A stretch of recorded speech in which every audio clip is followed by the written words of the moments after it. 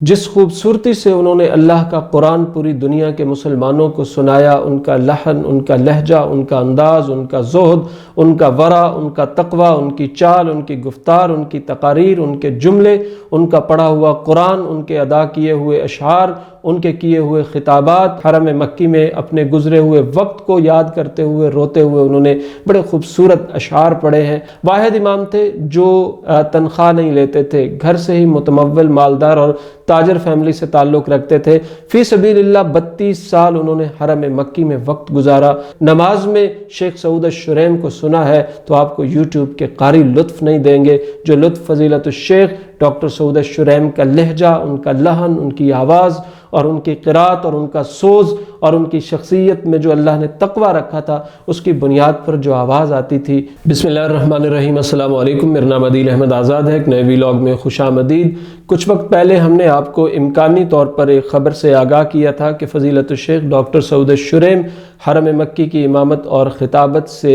استعفیٰ دے رہے ہیں، رخصت طلب کر رہے ہیں، لیکن حتمی طور پر یہ خبر اس وقت تک سامنے نہیں آئی تھی۔ اس کے بعد ہم نے فضیلت الشیخ ڈاکٹر سعود الشریم کے قریبی ذرائع، حرمین شریفین امور کی جو پریزیڈنسی ہے اس کے ذمہ داران اور سعودی صحافیوں، سعودی ذمہ داران سے رابطہ کیا، اور اس حوالے سے آج ہم کنفرم کر رہے ہیں کہ فضیلت الشیخ ڈاکٹر سعود الشریم نے حرم مکی کی امامت اور خطابت سے استعفیٰ دے دیا ہے، رخصت طلب کر لی ہے، اور اس کے ساتھ ساتھ ام القریٰ یونیورسٹی میں وہ شریعہ کالج کے ڈین تھے، اس ذمہ داری سے بھی انہوں نے استعفیٰ دے دیا ہے، اور مکہ مکرمہ سے وہ ریاض میں شفٹ ہو گئے ہیں۔ 32 سال کا یہ خوبصورت عہد، یہ ایمان افروز عہد اختتام پذیر ہوا ہے۔ اس عہد میں جس خوبصورتی سے انہوں نے امامت اور خطابت کے فرائض سر انجام دیے، جس خوبصورتی سے انہوں نے اللہ کا قرآن پوری دنیا کے مسلمانوں کو سنایا، ان کا لحن، ان کا لہجہ، ان کا انداز، ان کا زہد،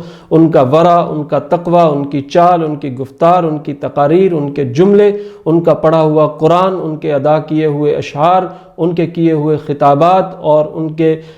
وہ بڑھتے ہوئے قدم اور وہ چلتی ہوئی چال، وہ بڑے عرصے تک یاد رہے گی مسلمانان عالم کو۔ ایک ایک جگہ مزاب رحمت، حجر اسود، مطاف اور صحن کعبہ، بالکنیاں، راہداریاں، ایک ایک چیز پہچان اور شناخت رکھتی ہیں فضیلت الشیخ ڈاکٹر سعود الشریم کی آواز اور ان کے لہجے اور ان کی شاندار شخصیت کی۔ لوگ وجہ پوچھ رہے ہیں کہ کیوں رخصت ہوئے، استعفیٰ کیوں دیا؟ ہم نے وجوہات جاننے کی کوشش کی تو سب سے بڑی وجہ ان کی بیماری سامنے آئی کہ وہ کافی عرصے سے بیمار تھے۔ ہوتا یہ ہے کہ ہر 4 سال کے بعد ائمہ حرمین شریفین اپنے عہدے کی تجدید کرواتے ہیں، ایک نیا معاہدہ ہر 4 سال کے بعد اس پر سائن کیا جاتا ہے۔ تو فضیلت الشیخ ڈاکٹر سعود الشریم آخری بار بھی جو 4 سال پہلے آخری بار آیا تھا تو اس وقت بھی وہ سائن نہیں کرنا چاہتے تھے، معاہدے کی تجدید نہیں چاہتے تھے، لیکن سینئر ائمہ فضیلت الشیخ ڈاکٹر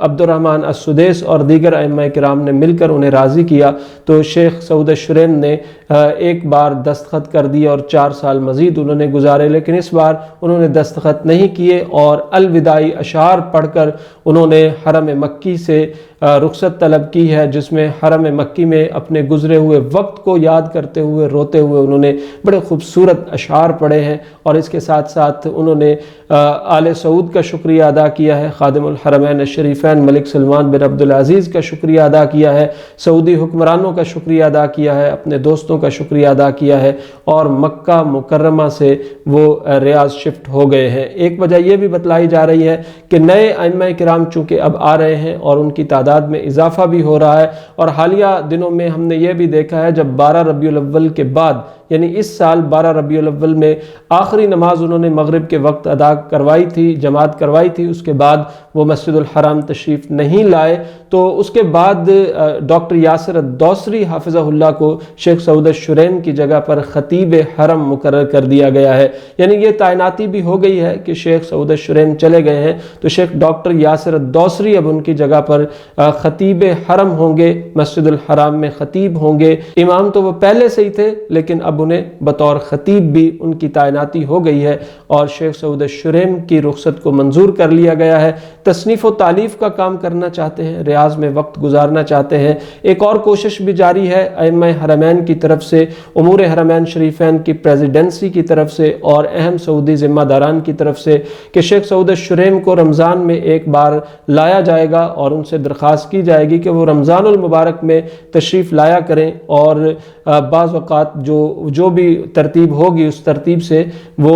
تراویح پڑھایا کریں، رمضان میں حاضری کے سلسلے کو وہ ختم نہ کریں۔ تو اس طرح کی کوششیں بھی جاری ہیں۔ اللہ تعالیٰ یہ 32 سال ان کے قبول فرمائے، ان کا لہجہ قبول فرمائے، ان کا انداز قبول فرمائے۔ واحد امام تھے جن کے متعلق ہمیں پتہ چلا ہے کہ ان کا لکھا ہوا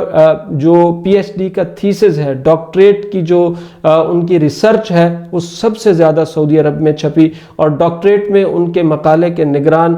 سعودی عرب کے مفتی اعظم فضیلت الشیخ عبدالعزیز آل شیخ حفظہ اللہ تھے۔ واحد امام تھے جو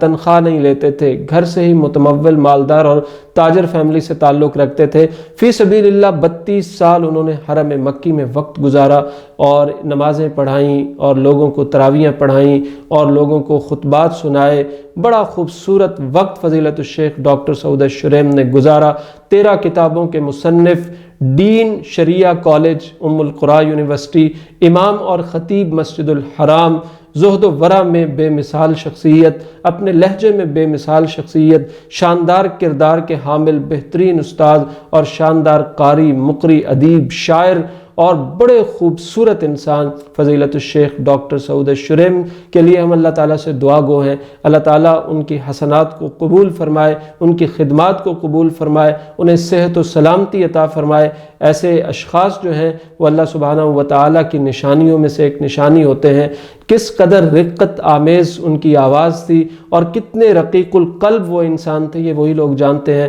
جنہوں نے انہیں قریب سے دیکھا ہو یا جنہوں نے انہیں قریب سے سنا ہو یا جنہوں نے حرم میں ان کو سنا ہو۔ آپ یوٹیوب پر ہزاروں قراء سنیں، خوبصورت آوازیں، خوبصورت لہجے، بڑا اتار چڑھاؤ، آواز کا زیر و بم آپ کو ملے گا۔ لیکن جن لوگوں نے حرم مکی میں کھڑے ہو کر، چاہے وہ مطاف ہے، چاہے وہ فرسٹ فلور ہے، چاہے سیکنڈ فلور ہے، چاہے چھت ہے، چاہے جو ہے وہ نیچے والی جگہ ہیں، بالکنیاں، راہداریاں ہیں یا کوئی بھی جگہ ہے، کہیں بھی آپ نے حرم مکی میں کھڑے ہو کر نماز میں شیخ سعود الشریم کو سنا ہے تو آپ کو یوٹیوب کے قاری لطف نہیں دیں گے جو لطف فضیلت الشیخ ڈاکٹر سعود الشریم کا لہجہ، ان کا لحن، ان کی آواز اور ان کی قرات اور ان کا سوز اور ان کی شخصیت میں جو اللہ نے تقوی رکھا تھا، اس کی بنیاد پر جو آواز آتی تھی، جو لہجہ بنتا تھا، جو آواز اٹھتی تھی، وہ دلوں سے ہوتی ہوئی آنکھوں سے بہتی تھی اور نکلتی تھی اور ایک دنیا مسحور ہو جاتی تھی ان کے لہجے کو سن کر،